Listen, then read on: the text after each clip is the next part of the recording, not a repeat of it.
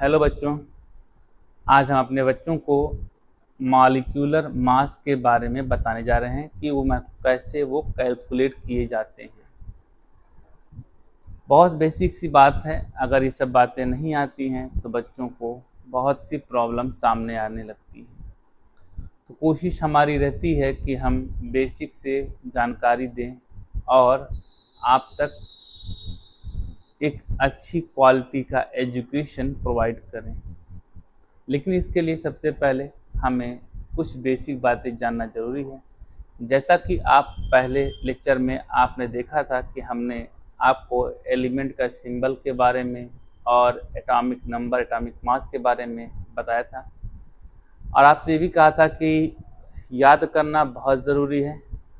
Online medium है, हम आपसे डायरेक्टली पूछ भी नहीं सकते हैं कि आपको आ रहा है कि नहीं आ रहा है, लेकिन इसकी जिम्मेदारी आपकी खुद है कि अगर मैंने आपसे कहा है कि याद होना चाहिए तो याद होना चाहिए। सीरियल से नहीं, वो अल्टरनेटिव है, तुरंत क्लिक करना चाहिए कि हाँ, अगर मैंने आपको कहा है कि फास्फोरस का सिंबल क्या है, एटॉमिक नंबर, एटॉमिक मास क्या है, तो आपको बोलना चाहिए कि 15p31 होता है। मैं पूछता हूँ सोडियम का क्या है, तो 11Na23 होता है। ऑक्सीजन का क्या है, 8O16 होता है। कार्बन का 6C12 होता है। तो अगर ये बात आपको याद है तो मॉलिक्यूलर मास निकालना बहुत आसान है। आइए जरा मॉलिक्यूलर मास के बारे में जानते हैं। मॉलिक्यूलर मास जो होता है, मॉलिक्यूलर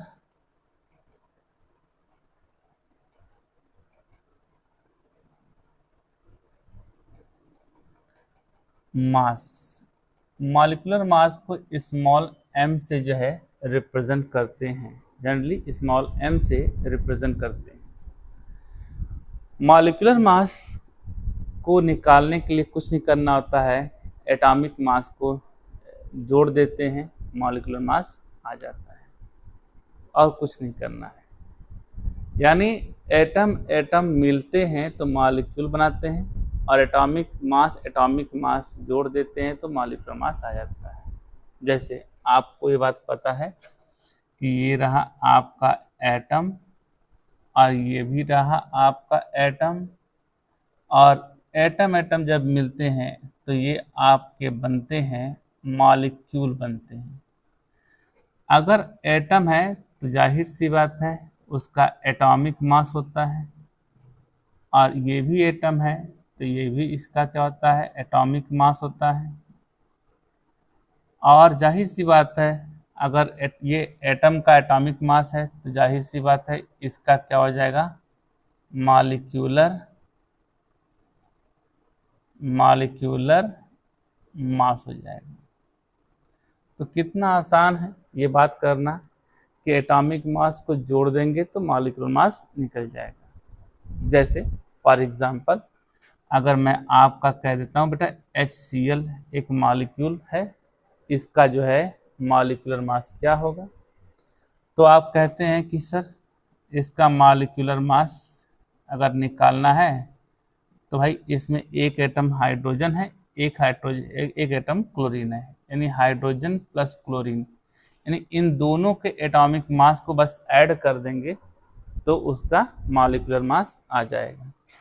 तो आपको ये बात पता है कि हाइड्रोजन का एटॉमिक मास 1 होता है और क्लोरीन का 35.5 होता है, और इसे ऐड कर देंगे तो 36.5 ये आ जाएगा क्या, molecular mass of HCl। Then after आपको अगर इसे नोट करना है तो नोट कर लीजिए।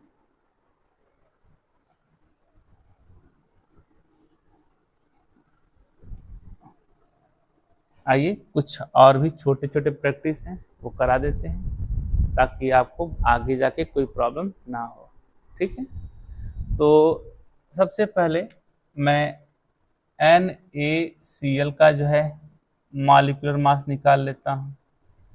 एक काम करता हूँ, पहले कुछ इम्पोर्टेंट एटम के एटॉमिक मास लिख लेता हूँ। जैसे हाइड्रोजन के 1 हो गए, कार्बन के 12 होते हैं, नाइट्रोजन के 14 होते हैं और ऑक्सीजन के 16 होते हैं, सोडियम के 23 और एल्यूमिनियम के 27,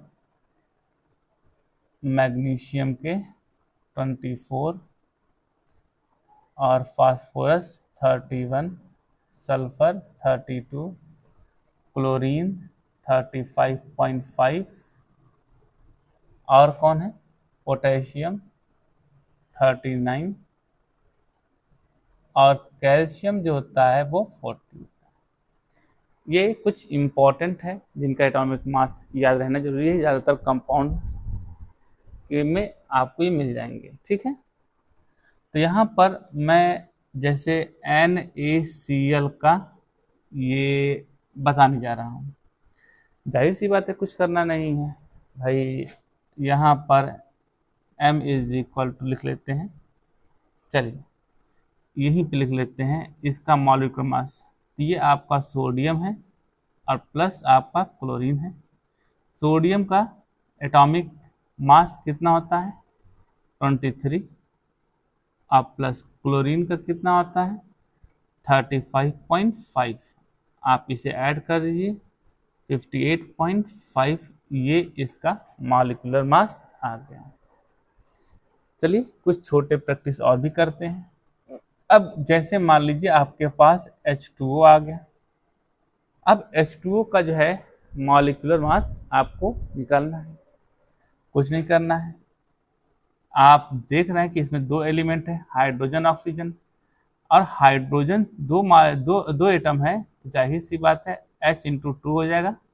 अब प्लस ऑक्सीजन है तो ऑक्सीजन का ये, अब हाइड्रोजन का एटॉमिक मास अगर आप जानते हैं 1 होता है × 2, अब प्लस इसका 16, तो ये हो जाएगा आपका 18, ये इसका मॉलिक्यूलर मास आ गया, ठीक है। इसे नोट करना है, तुरंत नोट कर लें। ओके,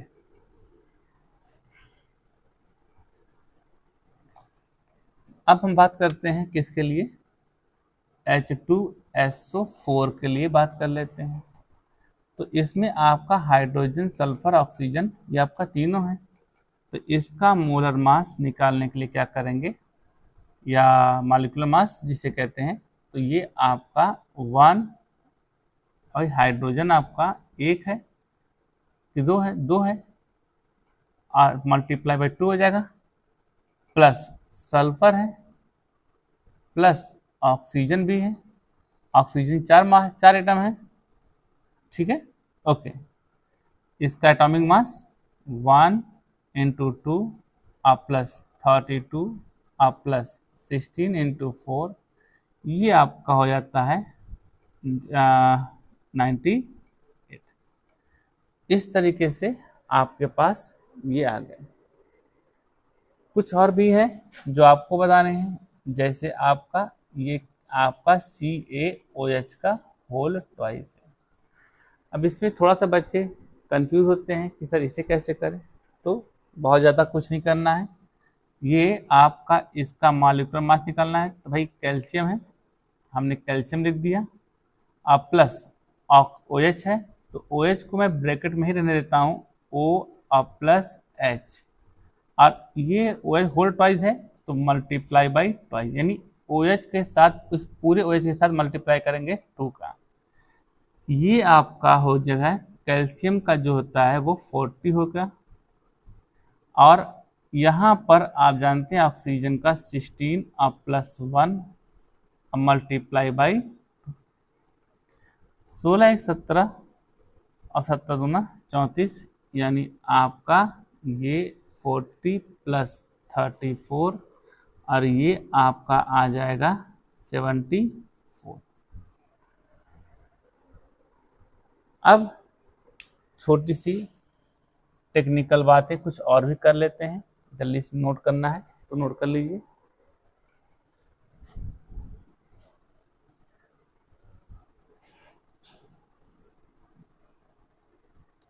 चलिए, कुछ इसमें एक होता है हाइड्रेटेड वाटर। हाइड्रेटेड वाटर को .H2O करके लिखते हैं। जैसे आपका जो है ये हो गया H2C2O4 और .H2O। अक्सर बच्चे यहाँ पर जाके ये फंस जाते हैं कि सर इसके लिए हमें क्या करना है, डॉट मतलब मल्टीप्लाई है क्या? नहीं सर, ये डॉट मल्टीप्लाई नहीं है, ये वाटर मॉलिक्यूल इसके साथ ऐड है, वाटर मॉलिक्यूल इसके साथ ऐड है। तो यहाँ पर आपको क्या लगाना है? प्लस लगाना होगा। बाकी सारी चीज़ें वैसे ही हैं, बस यहीं पे बच्चे आपके जो है परेशान होते हैं, यहाँ पे क्या करना होगा? ऐड लगाना होगा। ठीक, तो यहाँ पर मॉलिक्यूलर मास मैं थोड़ा डायरेक्ट लिखने जा रहा हूँ। हाइड्रोजन का 1 होता है इंटू 2 प्लस कार्बन का 12 होता है इंटू 2 प्लस ऑक्सीजन का कितना होता है? 16 होता है इंटू 4। अब यहाँ पर देखिए डॉट है, ये डॉट की जगह क्या लगाएंगे? प्लस, और ये आपका 2 है और इसे ब्रैकेट में कर दीजिएगा। आपको पता है कि हाइड्रोजन का 1 इंटू 2 और प्लस ऑक्सीजन का 16 होता है। कुछ करना नहीं था, हमने यहाँ पे डॉट की जगह प्लस लगा दिया, 2 लिखा और H2O को ब्रैकेट में कर दिया, क्योंकि H2O आपका ये 2 जो है इस पूरे के लिए था, ना कि केवल हाइड्रोजन के लिए था। अब इसे कैलकुलेट कर लीजिए, 2 प्लस 24 प्लस 64 प्लस 2 इंटू इसके लिए 18 हो जाएगा 18। तो मॉलिक्यूलर मास अगर मैं कहूँ तो कितना हो जाएगा आपका? ये आपका 126 के करीब ये आ जाएगा। ठीक, तो मैं कुछ आपको प्रैक्टिस दे रहा हूँ, वो प्रैक्टिस करके उसका आंसर आप कमेंट बॉक्स में ज़रूर दीजिएगा। हमें आपके कमेंट की बहुत ज़्यादा ज़रूरत है और आपके साथ की भी ज़रूरत है। आप इसे जितना ज़्यादा अपने दोस्तों तक शेयर करेंगे उतना ही आपका ये चैनल तेज़ी से ग्रो होगा और आपके लिए आगे आने वाले समय में और भी सुविधाओं के साथ हम आएंगे। फिलहाल आपके सपोर्ट की ज़रूरत है, तो इसे लाइक करिए, सब्सक्राइब करिए और सबसे इम्पॉर्टेंट है शेयर और कमेंट। आपके शेयर और कमेंट की ज़रूरत बहुत ज़्यादा है। तो मैं कुछ आपको वर्क दे रहा हूँ, उस वर्क को करिए और कमेंट में ज़रूर लिखिए।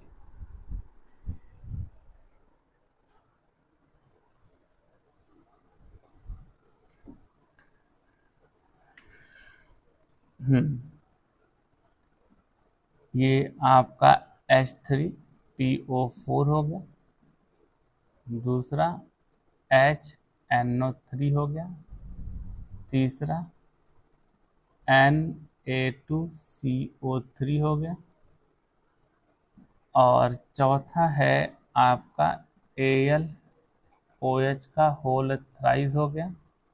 पांचवा आपका CA छोड़ देते हैं तो प्रैक्टिस कराया गया है, MgOH का होल ट्वाइस हो गया। एक आपका CuSO4 का SO4.5H2O हो गया। आप लोगों को कॉपर का एटॉमिक मास नहीं बताया गया है, यहाँ पे हम बता देते हैं। कॉपर का एटॉमिक मास 63.5 होता है, 63.5 ये होता है, इसे याद रखिएगा, बाकी आप निकाल सकते हैं। और सातवां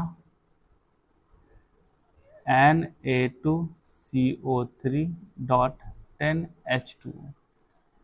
तो इन सारों का आंसर आप लोग हमें कमेंट में लिख के बताइए। आज इतना ही, कल मिलते हैं नेक्स्ट सेम टाइम।